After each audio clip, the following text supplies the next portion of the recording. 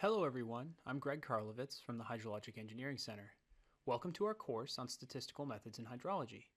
This video is part 4 of 4 on the topic of index flood regionalization and will cover applying regional frequency estimates. Let's get started.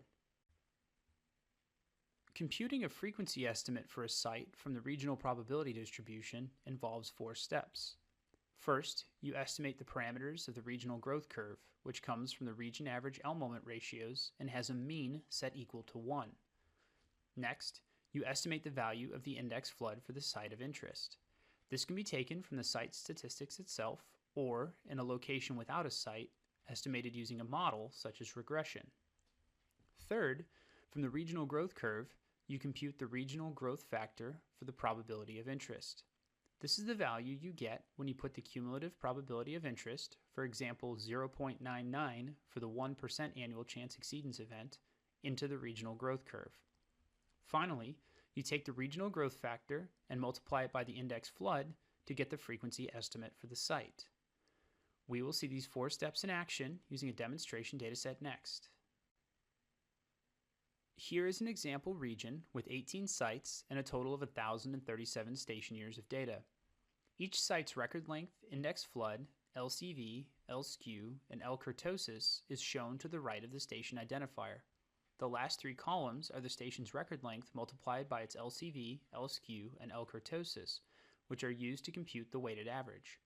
The sum at the bottom of those 3 columns is divided by the total record length of 1,037 to get the weighted average region L moment ratios, which is shown in bold at the very bottom row of the table.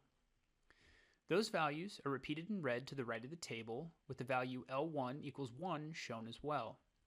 These are the values we need to compute the regional growth curve.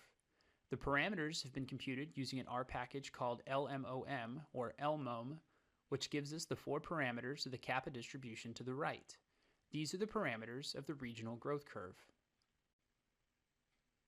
Next, we need to find the value of the index flood for the site of interest. We are going to use a regression model based on PRISM annual total winter precipitation to estimate the value for the index flood for anywhere in the region. This has 2 advantages. First, it lets us make estimates for the index flood anywhere we have this PRISM data, and second, it lets us assess the uncertainty around the index flood for any site in the region. The model we developed here is simple and straightforward, using one predictor, and has a good coefficient of determination. Now we can estimate the index flood for any location in the region. Because we used a spatially continuous predictor for the index flood based on PRISM, we can directly convert the PRISM grid into an index flood grid.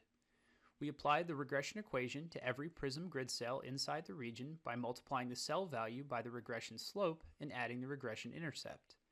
This lets us then choose any location in the watershed to pull an index flood.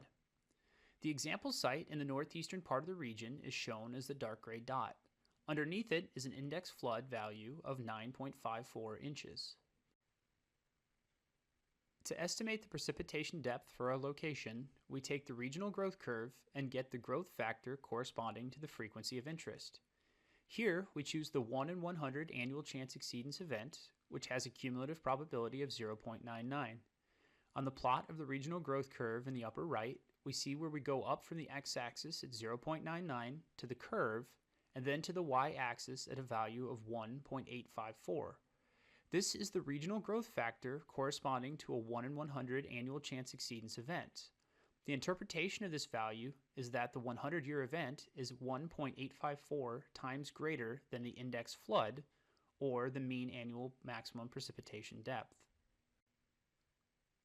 Finally, we can apply our regional estimate to our site. We have our site-specific index flood, which we got based on our index flood regression based on PRISM data. Next, we computed the regional growth factor corresponding to our frequency of interest, the 1% annual chance exceedance event. The site-specific 1% annual chance exceedance event is then the product of those 2 values, resulting in an estimate of 17.7 inches. Here is an example of regional growth curves for a study that had 10 regions. One advantage of treating the regional distributions as dimensionless curves is that they can be compared directly on the same plot. You could see that up to about the 10-year event that there's very little difference in the shape of the regional probability distributions.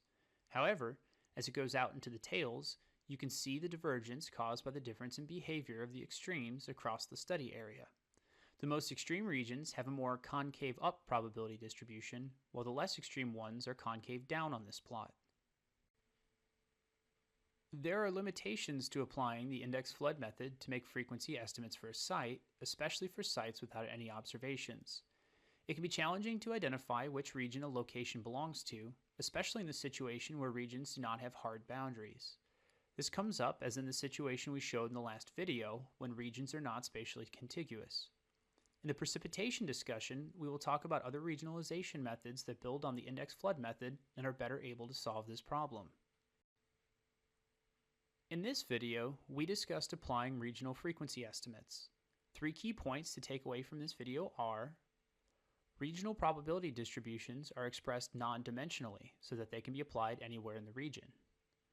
The prediction at any location is based on the index flood for that location and the regional growth factor from our dimensionless regional growth curve, and we can build models for the index flood in our study area so that it can be estimated anywhere. Thanks, and come back soon to learn about other topics in our statistical methods and hydrology course.